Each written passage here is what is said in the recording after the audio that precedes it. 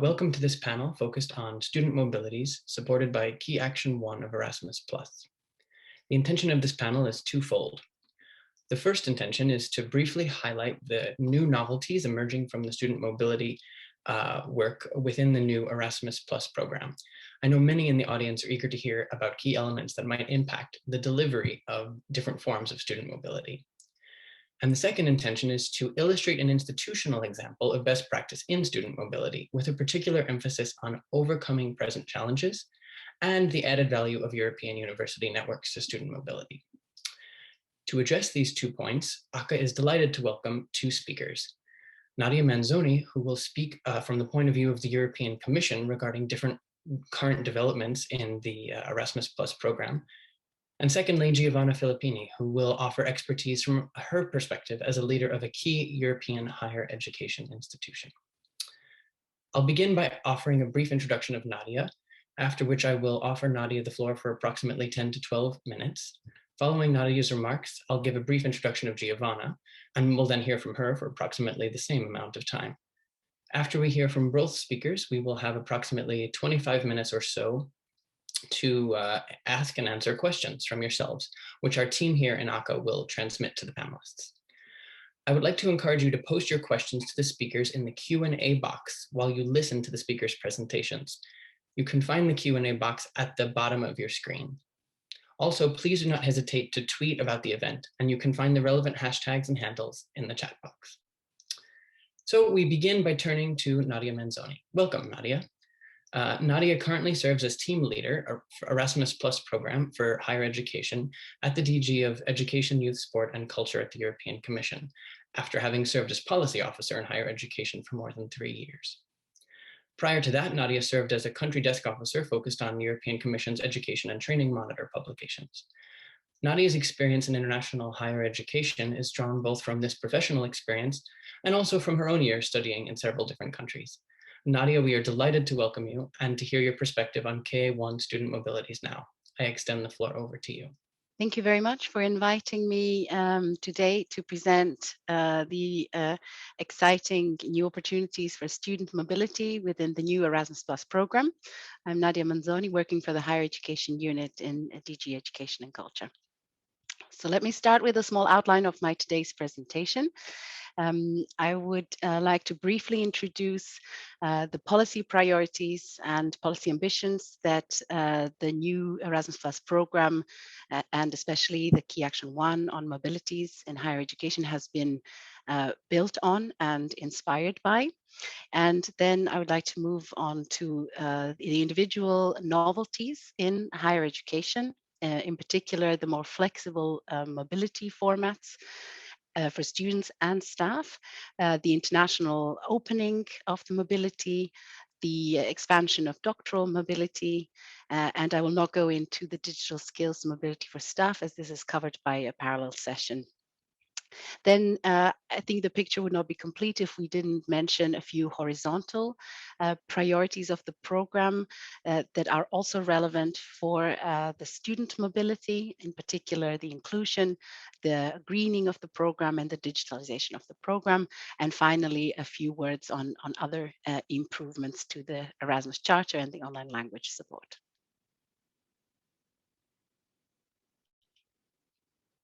So let me start with a brief overview of where we draw inspiration for the changes or improvements in the program. And that is in particular the European Skills Agenda, which sets the stage for the development of our education systems in Europe, followed by the European Education Area Communication and the commitment by President van der Leyen to achieve a borderless learning area in Europe by 2025.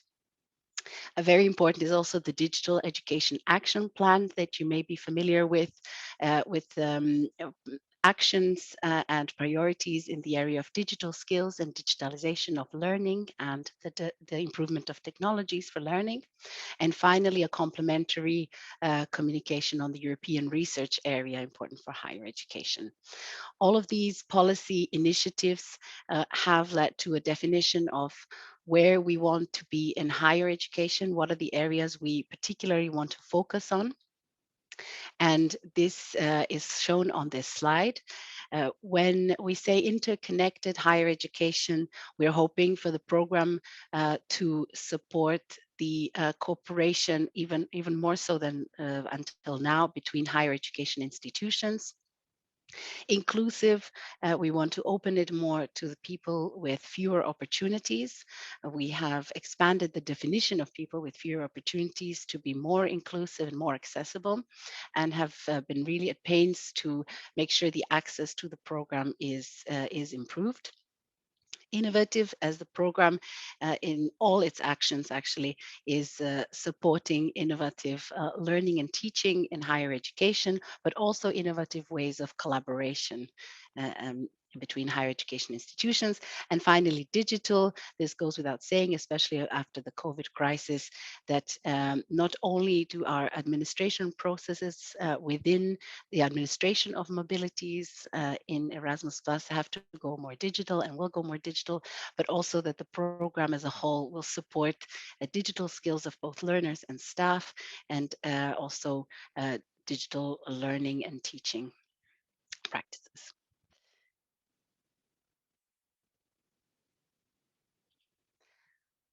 So let me start by the first novelty in student mobility that you have certainly heard of, as it's been co-developed together with the stakeholders over the past years, and that is blended mobility. Here I focus on blended mobility for staff, which is a physical mobility combined with a virtual component, either before, during, or after physical mobility, applicable to all types of students with a quite open format.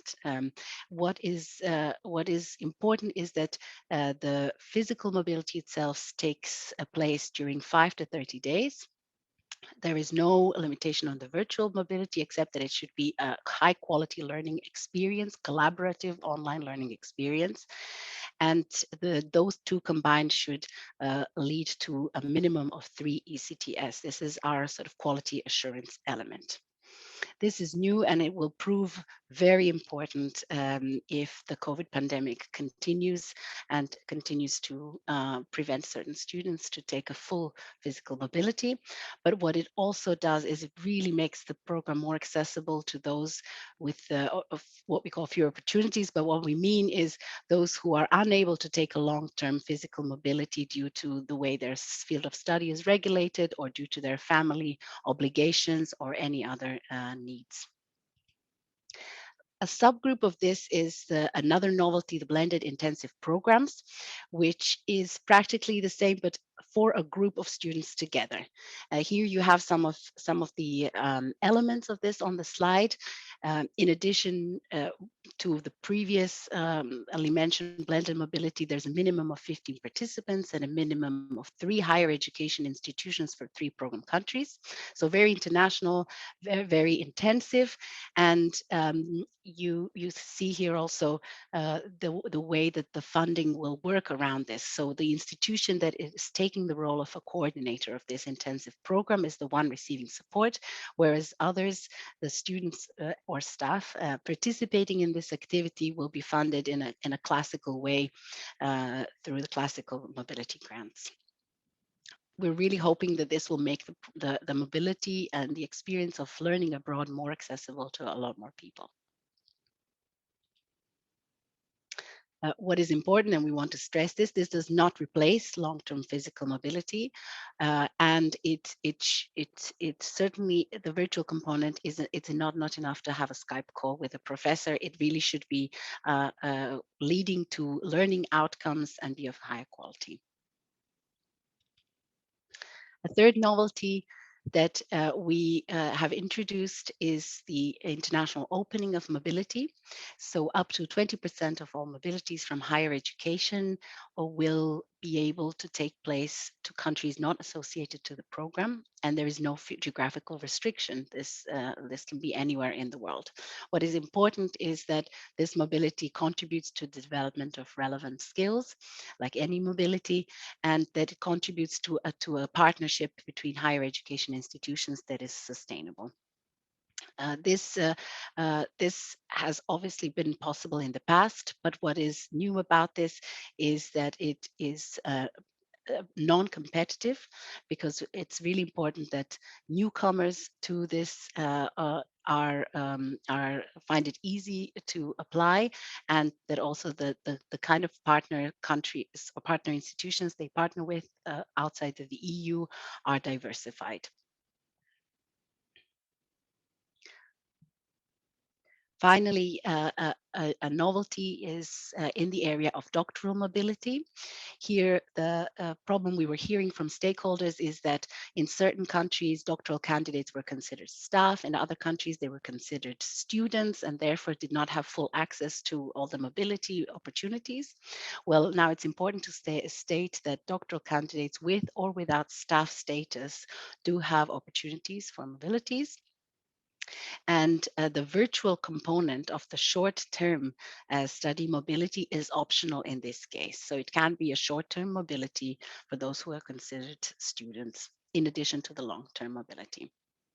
Some other things have been specified, for instance, that up to 12 months after graduation from a PhD, EQF level 8 program, the so-called postdocs can benefit from traineeships. So certainly an expansion of opportunities. Now coming on to the horizontal priorities of the Erasmus Plus program that affect also higher education, it's very important to stress that there is now an inclusion and diversity strategy, and that each country in the program will devise their own strategies on how they intend to target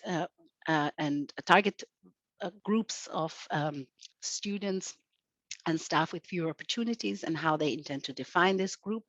And this is important because there are now top-up rates for students with fewer opportunities. There's no more opportunity to opt out of this. And you see here a long list of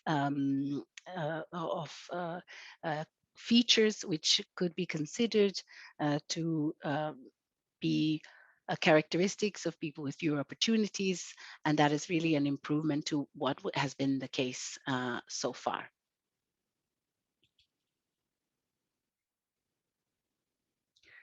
In addition to a more inclusive Erasmus, a lot of emphasis has been put on the greener Erasmus and on encouraging more greener means of transport for mobile students. And this concretely takes place through higher travel support and extra funded travel days for those who choose to travel by train and other more green alternative ways of travel to plane. And finally, let me say that the European Student Card Initiative is really being rolled out, and it will make the administration of the mobility almost completely digital by the academic year 2022-2023.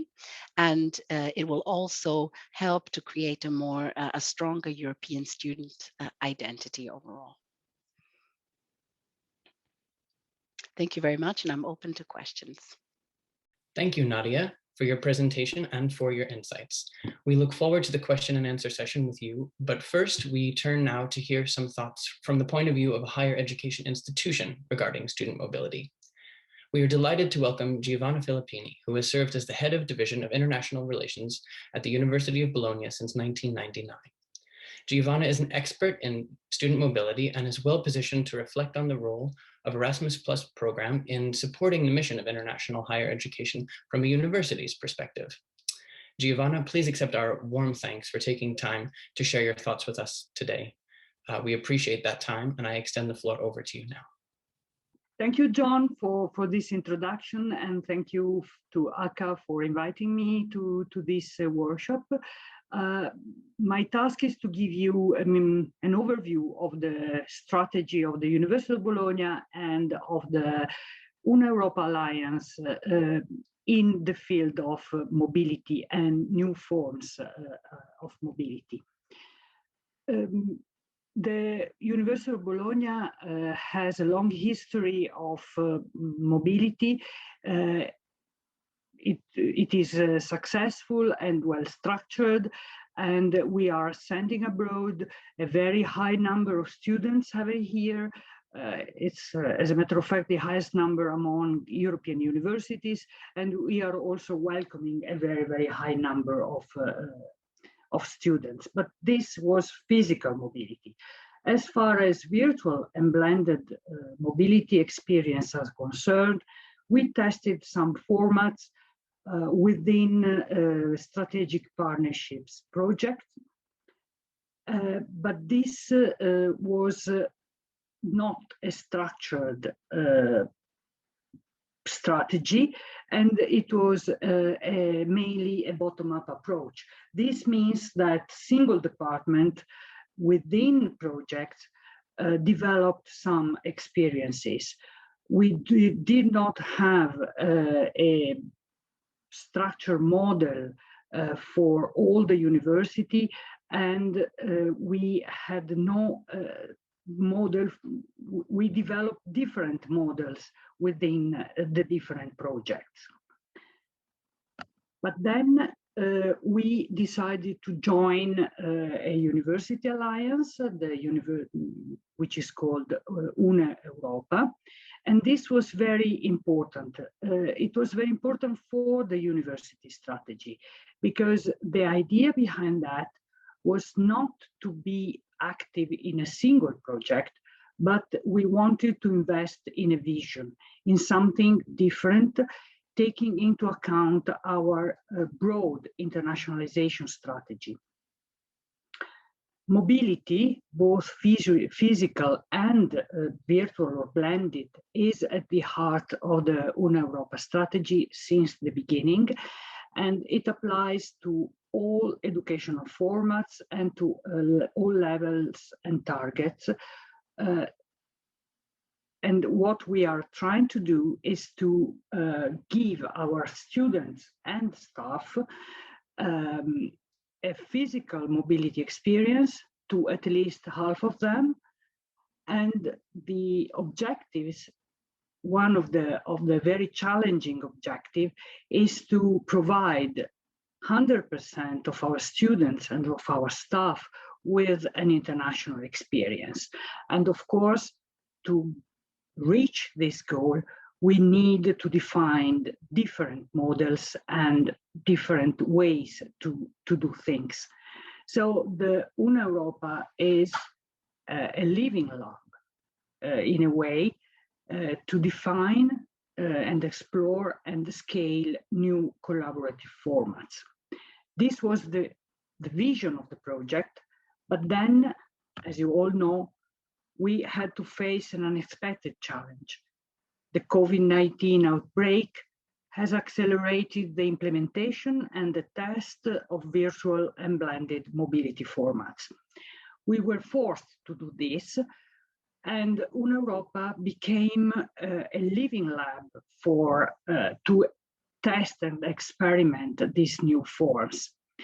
And in testing these formats, we also gain evidence of strength and also of the limitations of the online collaboration. These are some examples of what we have done in response to the COVID outbreak, and also in developing what we have written in our project. The first focus I would like to do is on mobility in emergency. The idea behind this was to turn a threat into an opportunity. We were stuck at home and we couldn't have physical mobility, so we open up all the online teaching offer of the 8 Unieuropa universities to students enrolled in the other universities. We started with the first semester of this academic year, so the first semester is concluded, and now we have selected, and the students are already attending lessons in the second semester. Now we are in the way of evaluating the experience of the students of the first semester, and in the way of structuring this mobility in emergency, this format for the future.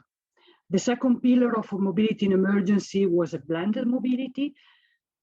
which was not possible to implement yet.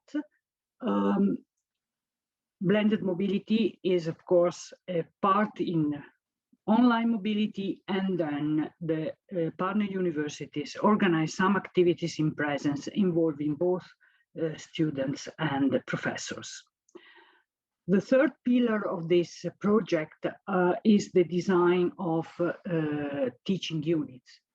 The idea is that teachers will jointly organize common teaching activities for their classes, assuring forms of interaction among the students attending these teaching units, such as virtual labs or joint working groups. We had the experience of one edition of these joint teaching units in the field of One Health. And now we are, for the second semester, we are organizing another round of these joint teaching units. The other activity that was organized during the pandemic was this UNA10, Transform Emergency Now. It was a 10-day hackathon that took place at the end of April, beginning of May last year, involving 100 students from all the 8 Unieuropa universities. And the students were confronted with 4 main challenges, new challenges arising from the situation we were living. You can see that the topics, so culture, entertainment and culture, how to redefine it, how to safeguard privacy in a digital world, how to ensure safety in traveling, and how to avoid food waste. The students worked for 10 days altogether, and they presented at the end of these 10 days 19 projects. Some of them are really, really interesting, and now we are implementing some of these projects. The other pilots that are ongoing is a staff week, which will take place in March as a virtual event where the staff of the 8 Unieuropa universities will meet and exchange ideas and discuss the recent developments. This is a way to build the community of the people working within Unieuropa, and we think it's very important to build a community of people working together. The other is the PhD workshop in cultural heritage. This workshop was intended at the beginning as a physical one, but we couldn't do it, so we turned it into an online workshop. But then the idea was to use the platform used for the online workshop also for academic discussions and exchanges. So our PhD working in the main field of cultural heritage are working together till now, also now, and they are developing projects. And at the end, we foresee that they will meet for a physical workshop in next autumn, when hopefully we can meet again. So what is the strategy of Unieuropa and the Universal Bologna, of course, towards blended or virtual mobility? The strategy, the decision that has already been taken by the Alliance is to maintain the mobility in emergency pilot project, but we need to refine it, to evaluate, of course, and also to structure this project for the next years. So we are working all together in order to have a well-structured project that can go on also in the next years. The other strategy is to implement forms of blended mobility within the education formats, which are bachelor and PhD. So this means that all the educational formats that will be developed by the Alliance will have a form of blended mobility embedded in them. The third pillar is the development of fully virtual formats, mostly in continuing education. The implication of this strategy and of these models for the University of Bologna is contained in the Erasmus Charter that we submitted for the next 7 years. I just pinpoint some parts of this charter, of course. The first idea is that Unieuropa, but also other networks, will be laboratories to experiment scalable formats of virtual and blended mobility, and to detect technological and pedagogical needs of our community. We are also facing some technological issues, and so we think that we need to solve some of the to look for solutions for the technological infrastructure to overcome issues regarding access to the university resources, and of course also to security problems. And we have a project for this, which is called OpenU project, again within the Unieuropa Alliance.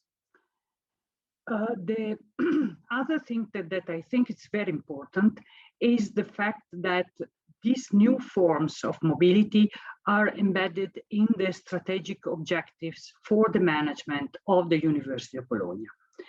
So we are going from a bottom-up and structured phase to a coordination of projects defining common models. So what we are trying to do is to have different models, but that have been already tested and that can be implemented by each single department interested in it. Some reflections that I would like to share with you. The European alliances, the project of the European alliances has been very important to create a momentum for the institutional commitment towards new forms of internationalization and new strategies in this domain. So we think that this project that the European Commission has launched has been very, very important to rethink the internationalization strategy of the university and to foster a new way of working together among universities. The other reflection is that the creative energy and the resilience generated by the pandemic is an asset that we need to exploit in the future. We needed to keep the momentum given by the pandemic to test and experiment new forms of collaboration, virtual, physical, or blended. The other point that I would like to underline is the support of European funding. This is very important for the institutions, and in particular for the new forms of this mobility, the PhD short-term mobility, the blended mobility, and also the different models that we will develop together in the future. So the roadmap of the Universal Bologna and the Unieuropa Alliance is to transform the chaotic and creative energy and the enthusiasm of this period into a more systematic, planned, and institutionalized process towards the new forms, new and innovative formats of mobility. Thank you. Thank you very much for your presentation, Giovanna. And we will now transition to the question and answer session momentarily.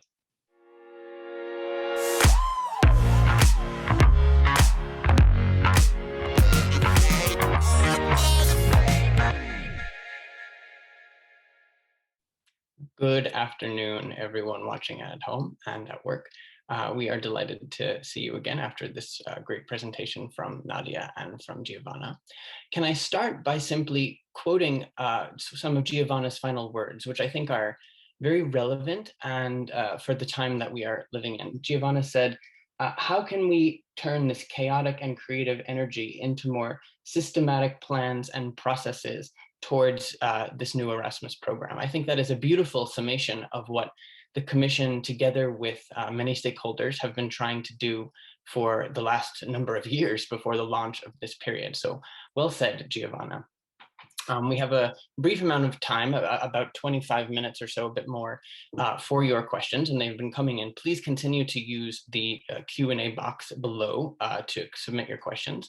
In the meantime, I'll do my best to summarize them and then to point them in the right direction.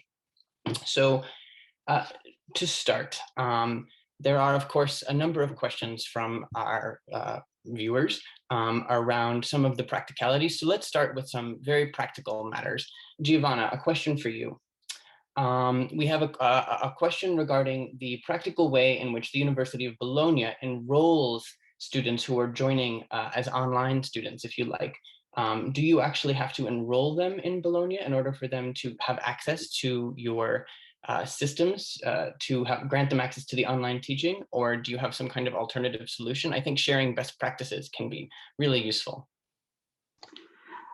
Yes, for the first two rounds, so for this academic year, we are registering the students as exchange students, because this was the easiest way to open up all our online resources to the students.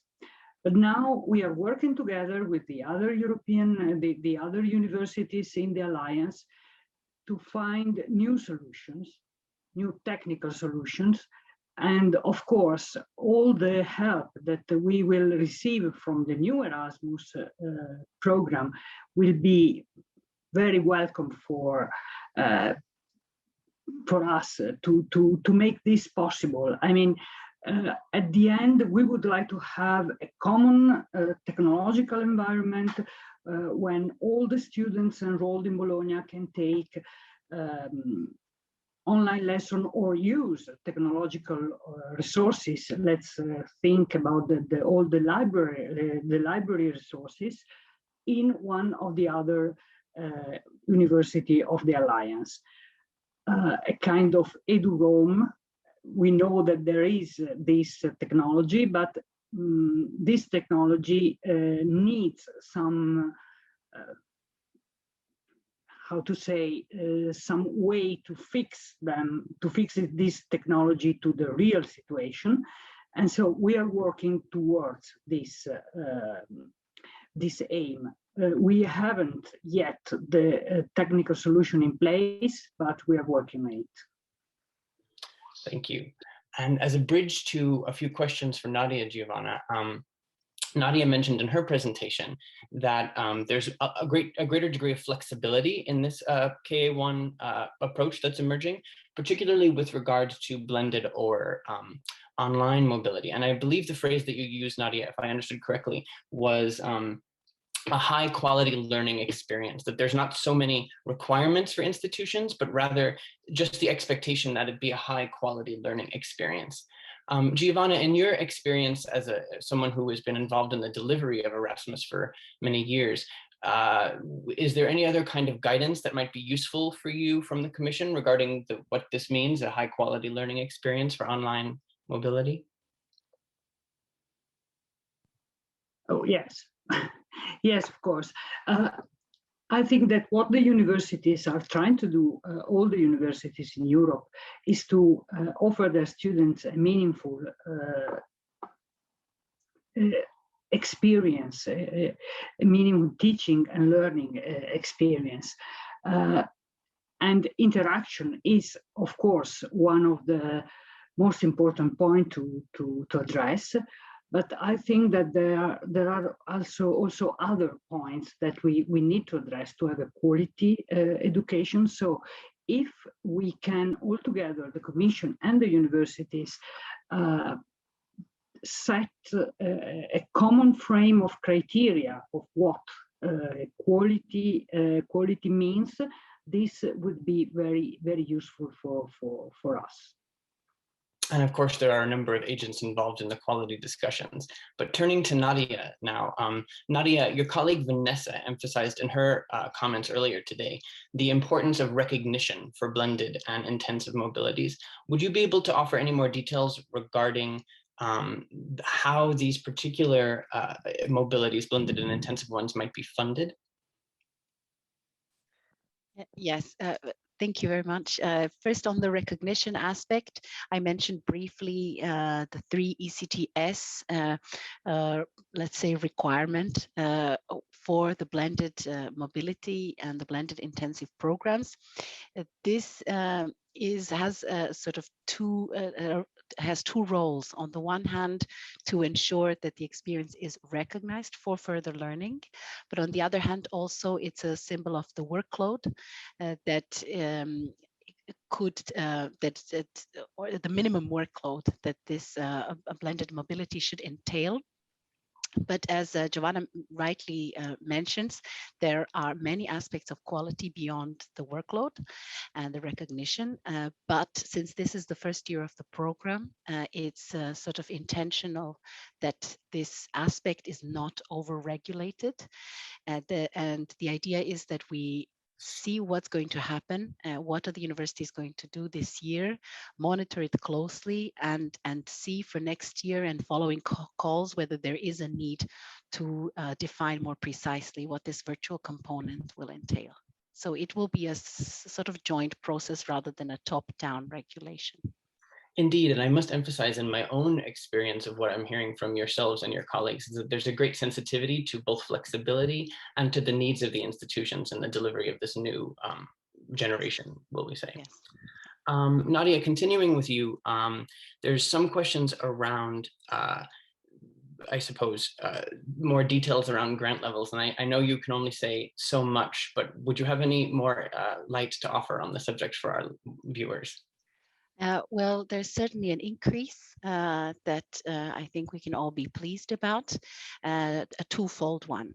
For starters, the base grant levels are going to increase by 15%.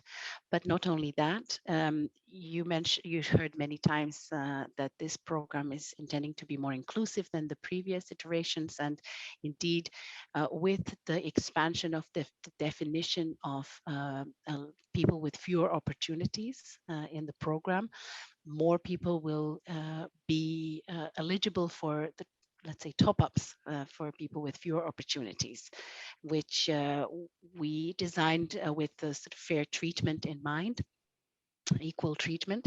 So it links to some of the questions around the inclusion and diversity strategy of the Commission or of the DG EAC.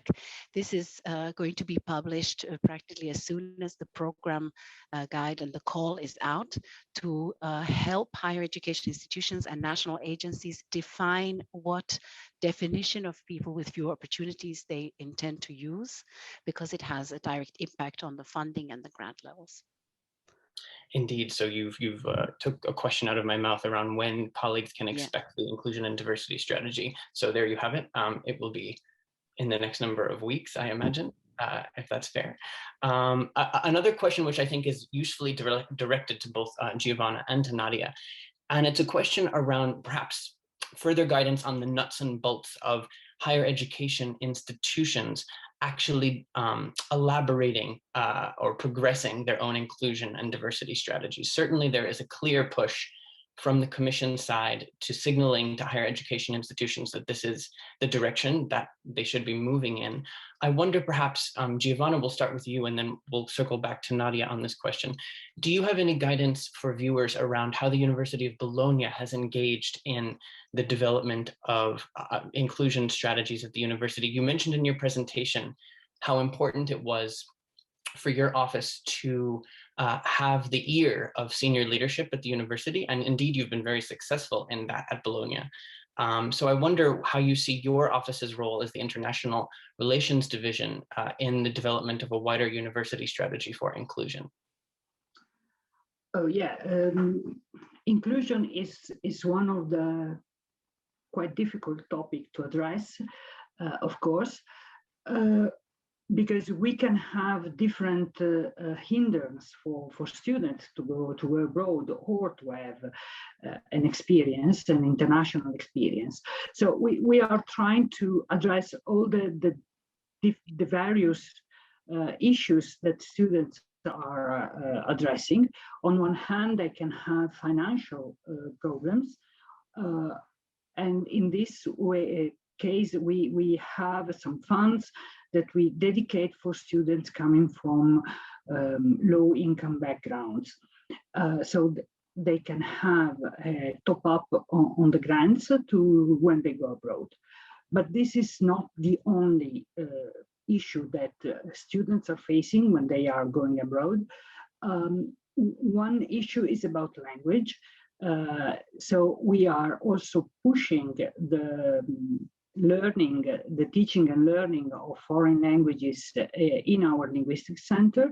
And we are offering also all the students who are willing to do this courses of foreign languages that they can attend freely. And of course, we are also making use of all the tools that the Commission is giving us, like we used to have the OLS and all these kind of tools.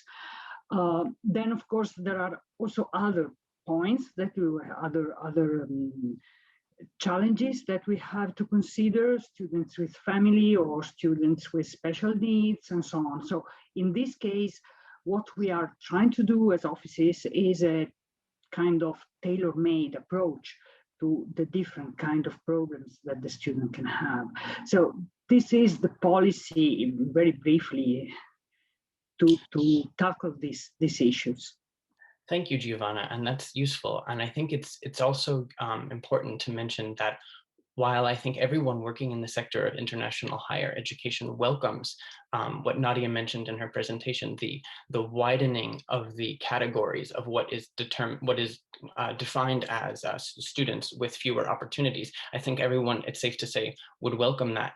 What that also presents for higher education institutions and for national agencies, if you like, is some additional work to need to be done in order to how to define those categories on a national and regional level, and then how to tailor resources to ensure those categories can indeed participate in different Erasmus programs. So Nadia, I wonder if you might be able to elaborate a little bit more on the kind of guidance coming from the higher education unit around how national agencies, if you like, what role they might play in determining these particular categories and how they might collect data on such categories. Yeah, thank you. This is a question we have been discussing with the national agencies over the last couple of days as part of a series of meetings we've had presenting the program guide this week. And in fact, there are a few things I'd like to share. So you will see that the Erasmus Plus regulation, the legal base, has a very wide definition of people with fewer opportunities, and deliberately so, because the national context vary, regional context vary, even institutional context vary. And following from that, the program guide has this wide list of categories or potential barriers to participation in the program. And that includes, like Giovanna was mentioning, students with children, students with a part-time or a full-time job, professional athletes, students in underrepresented study fields that don't tend to take time off. And it It is the strategy is that each national agency will have to really think about this, simulate if you want, based on data. There is certainly a higher need for having data about students, knowing your student audience, let's say, very well. So there will be a need to simulate a bit what is the student population we're talking about that could be eligible for this, and how does that affect our funding. But there is a so-called inclusion pot, so we are aware that this could pose for certain, and we were communicating this to the national agencies, that this could, for certain national agencies, this could pose a problem in the sense that they would not be able to shift funds towards inclusion, and this, the clear line is that we will not let that happen, and that certain flexibility will be introduced in terms of switching of funds, so that there is enough fund available for these top-ups for those with few opportunities. That is very welcome news indeed, and thank you for sharing that detail that you've been sharing with the national agencies. I'm sure all of our viewers are welcoming that development, Nadia. Indeed, turning now towards digitalization, I suppose we've discussed inclusion in a short window of time that we have, and there's a lot more to say about inclusion. And if you have additional questions about inclusion, please do type them into the Q&A. But moving on now to more digitalization, there's some, I suppose, concrete questions coming in. So I'll perhaps rattle them off, perhaps they're quickly answered. One question is regarding the maximum amount of time that someone might spend abroad in the context of a blended approach or taking on online mobility. Nadia, do you have any guidance around whether the total amount of time spent abroad might change regarding whether a student is in fact participating in a blended mobility? No, so I try to answer also in the chat. So the maximum amount of time of 12 months per study cycle remains. The time spent on blended mobility is counted towards those 12 months. And I can also, when we're talking about blended mobility, I can also take another question on the funding of these blended intensive programs and the maximum number of students that they can take part. There is no maximum number of students. So the example that was given of 45 attendees is perfectly fine. What is worth mentioning is that the funding, it does have a cap on 20 participants. The funding is given to the coordinating institutions, which is most likely to be the receiving institution for physical mobility, but it can be another one as well. And it's given through organizational support, which is the support normally given to higher education institutions to organize mobilities. And it's given for a maximum of 20 participants. There's a fixed amount per each participant. So it's open how many are invited and taking part, but in terms of there is a capping to the maximum amount that will be awarded as organizational support. On the other hand, the students actually going on physical mobility, they are all eligible to receive grants for this physical mobility as normal. Thank you. That clarifies. Thank you, Nadia, for anticipating the questions. That's very much appreciated. A follow-up question, I suppose, it's kind of bridging the gap between the green agenda and digital mobility, but that is regarding travel. I note in the new program, or at least that there might be different approaches to funding what might be characterized as green travel. But Nadia, would you be able to offer further details on that? Just a few without too many precise numbers, but what it is really is that Erasmus, through the Erasmus program, the choice of taking the greener means of transport like buses and trains and even carpooling by mobile students will be, let's say, incentivized, encouraged with a green travel top-up amount. And this is the least we can do, let's say, to give a message that this, if given a choice, the greener means of transport should be chosen, if possible, even for travel far away. And in addition to that, it's recognized that greener means of travel can take longer, so extra travel days are also envisaged. funded travel days. Yeah, and again, I think that's an excellent example of the Commission trying to adjust former versions of Erasmus to, adapt to the agenda and the needs going forward in the program. That said, it also creates some work again for institutions to determine how they're going to, define what the green travel is and how much they're going to do. So you would see much of that end of the work on that end, Nadia, falling towards international offices working in the context of their own institutions to precisely define how that might be dispersed, that funding. Indeed. Well, it's a bit simpler than for the inclusion case, I would say. It is a more clear-cut guidance. What is considered green travel and what is not. Flight is not. And there are certain, it is specified. I mean, it will be specified what is considered. What the burden that you mentioned on the institutions is really getting the information from the individual mobile student on what means of transport, whether or not they have used the green means of travel, and then reporting that to the national agency. So it is, I would say, less burdensome than in the case of inclusion. Indeed, and a very welcome development, to be sure. Giovanna, if we might return to you, you mentioned quite eloquently in your presentation, I must say, the added value of the University of Bologna being part of the Unieuropa Alliance. I was quite struck, and I wonder, Giovanna, if you might expand a little bit more regarding the ability that you have to collaborate to create shared technological infrastructures, specifically around, how and if you have any best practices to offer regarding how you and the other universities that are part of this alliance were able to solve technological problems as a result of your continued collaboration regarding mobility. Okay, it's a tough question. As a matter of fact, we are working hard on this.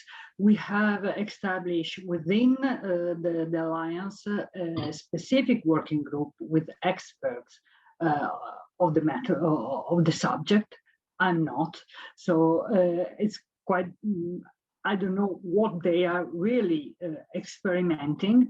But the idea was to tackle this issue since the beginning of our working together, because, as I said, we would like to open up all our resources to all the community, students and staff. And so we have groups of technicians, of people in IT departments working together towards this goal.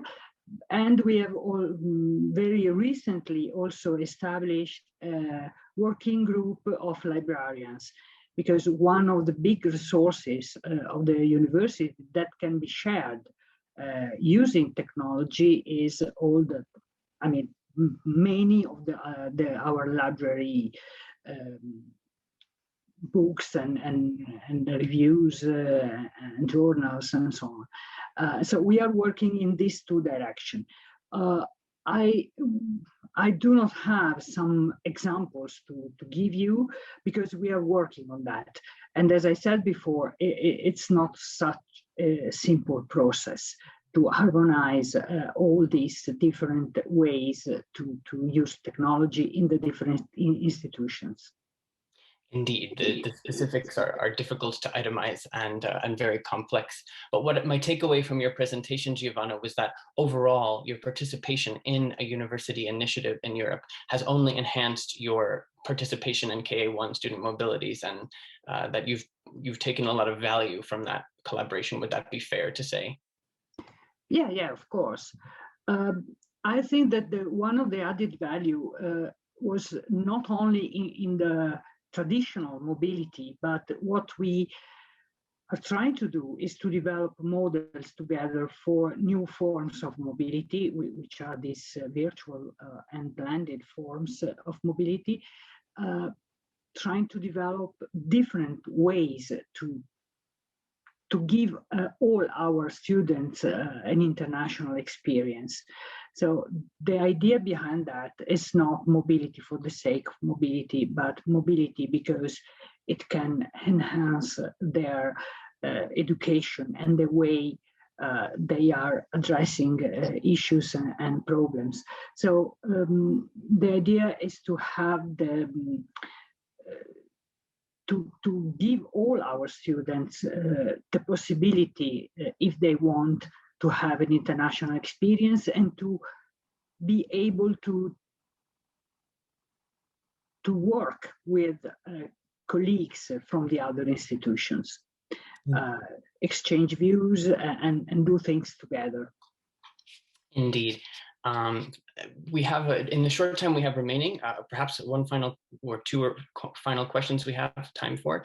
Nadia, for you, we've spoken, of course, a lot in this context about student mobility. And when we talk about student mobility in KA1, I think people often think of students doing their first degree or an honors degree or undergraduate students. We don't often think of PhD students. And as far as I understand it, our colleagues who are joining the staff mobility panel are hearing that indeed in the new generation of Erasmus for the next 7 years, that PhD students actually could be either staff or students, regardless as to how they are enrolled, if you like, at their institution.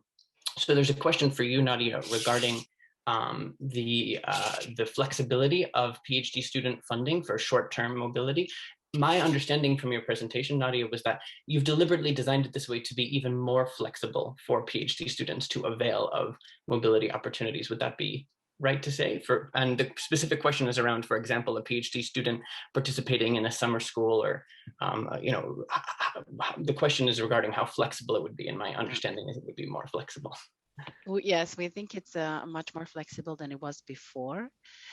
So really the novelty compared to before is that even those doctoral candidates who are considered as students only can take part in short-term mobility, which was previously reserved more to staff, those who had a staff status. So that opens up a whole lot of opportunities, the research stays, the summer schools that were mentioned.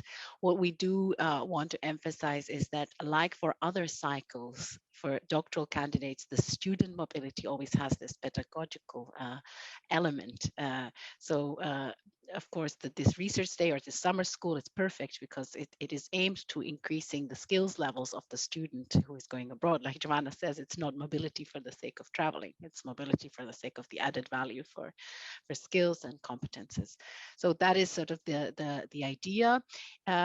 You will have also seen in the presentation that unlike other forms of short-term mobility that are now in the program, the virtual component for doctoral candidates is optional. So yes, even purely physical short-term mobility for doctoral candidates as students is now a possibility, which I think is great. So we have just a minute left or so. So can I just warmly thank both Giovanna and Nadia for your time in what is already a very busy time for all of us. Anyone involved in student mobility these days is having quite a lot on their agenda. And so we warmly thank you for your time. Would you have any closing thoughts, Giovanna? Anything that you would like to add that hasn't been said? Oh, I wanted to thank you for this opportunity, and thanks Nadia for the insights and the information she was giving us. Yes, and what I would like to say is that it's important that all the institutions can work together and together with the Commission in order to enhance this vision that we have behind the new Erasmus program. Indeed. Couldn't agree more. Well said. Again, Giovanna, well said. Again, thank you both very much. And indeed, Nadia will be back for those of you viewing tomorrow in another panel on KA2. And Giovanna, we look forward to working with you again in the future. Thank you both so much. Thank you, John.